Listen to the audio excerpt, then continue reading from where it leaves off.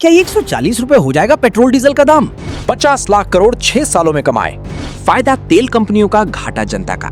रूस ईरान सस्ता तेल देने को तैयार, फिर भी क्यों नहीं खरीद रही मोदी सरकार? क्या देश में पेट्रोल डीजल 140 रुपए प्रति लीटर पहुंच जाएगा? तेल कंपनियों ने 6 साल में लाखों करोड़ रुपए कमाए। जब तेल के दाम कम थे तब तेल कंपनियों ने खूब मुनाफा कमाया, लेकिन जब तेल के दाम बढ़े हैं तो घाटा जनता भुगतेगी और सरकार लगातार पेट्रोल डीजल के दाम बढ़ा रही है।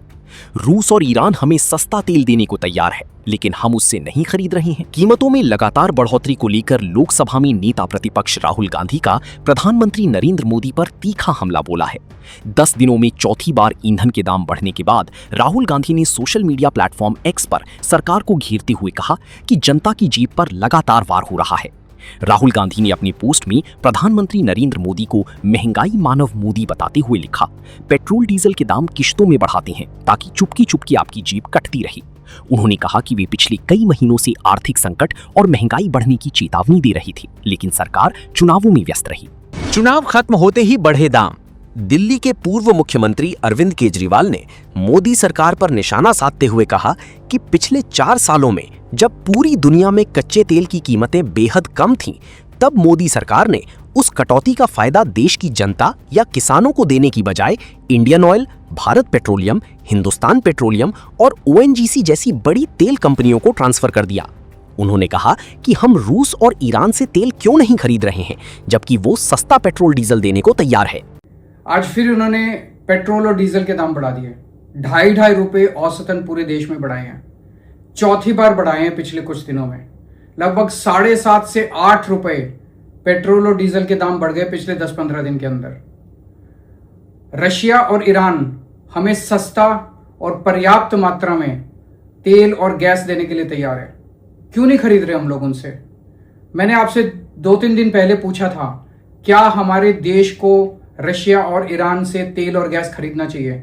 लगभग 97% लोगों ने मुझे कहा कि हाँ, हमें खरीदना चाहिए।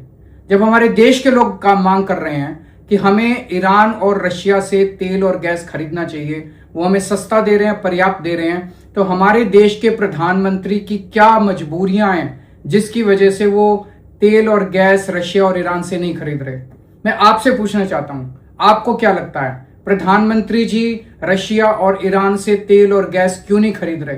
140 करोड़ लोग इस वक्त दुखी हैं। 140 करोड़ लोगों के घर का खर्चा नहीं चल रहा। महंगाई बहुत ज्यादा हो गई है।